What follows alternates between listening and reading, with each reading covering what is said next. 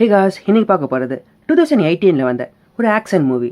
இந்த படத்தோட ரன்னிங் டைம்னு பார்த்தீங்கன்னா அரௌண்ட் ஒரு 1 hour 59 minutes கிட்ட கொடுத்துருக்காங்க. இந்த படத்தோட ஸ்டோரியை ரொம்பவே சிம்பிளாக சொல்ல போனால், நம்ம ஹீரோ வந்து ஒரு மிஷினில் இருக்கார். அந்த மிஷினில் இவர்கிட்டேருந்து தப்பிச்ச ஒரு நபர் வந்து இவரை தேடி வராரு. அது மட்டும் இல்லாமல் ஆக்சிடெண்ட்டை நம்ம ஹீரோவோட கேர்ள் ஃப்ரெண்டை கொண்டுடுறாரு. இதுக்கப்புறமா நம்ம ஹீரோ வந்து ரொம்பவே வெக்ஸ் ஆகிடுறாரு.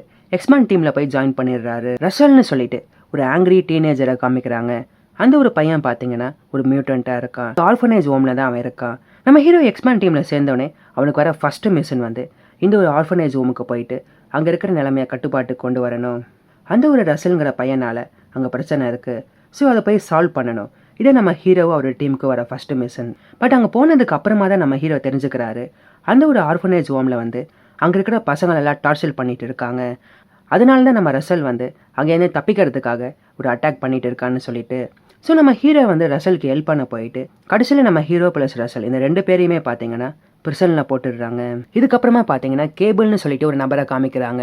இவர் வந்து ஃப்யூச்சர்லேருந்து ப்ரெசண்ட்டுக்கு வந்திருக்காரு. அதாவது ரசல்ங்கிற அந்த ஒரு டீனேஜரை வந்து மர்டர் பண்ணுறதுக்காக இவர் ஃப்யூச்சர்லேருந்து வந்திருக்காரு. எதனாலன்னு பார்த்தீங்கன்னா ஃப்யூச்சரில் இந்த ஒரு சின்ன பையன் வந்து அவருடைய ஃபேமிலியை வந்து கொண்டுடுறாரு. ஸோ அதை தடுத்து நிறுத்துறதுக்காக இவர் ஃப்யூச்சர்லேருந்து பாஸ்ட்டுக்கு வந்திருக்காரு. பட் நம்ம ஹீரோ பார்த்தீங்கன்னா இந்த ஒரு பையனுக்கு வந்து ஒரு ஆப்பர்ச்சுனிட்டி கொடுக்கணும். இந்த ஒரு பையன் வந்து அவனுடைய ஃபஸ்ட்டு மர்டரை பண்ணதுக்கு அப்புறமா தான் கெட்டவனாக ஆகிறான். ஸோ அதை நம்ம தடுத்து நிறுத்தணும்னு சொல்லிட்டு ஹீரோ வந்து கேபிள் கிட்ட பேசுவார். இதுக்கப்புறமா என்ன ஆச்சு, நம்ம ஹீரோ வந்து அந்த ஒரு பையனை திருத்தினாரா இல்லையா, கேபிள் வந்து என்ன பண்ணுறாரு, இதுக்கப்புறமா என்ன ஆகுது, இதான் இந்த படத்துடைய பாக்கி story. Okay guys, thanks for வாட்சிங்.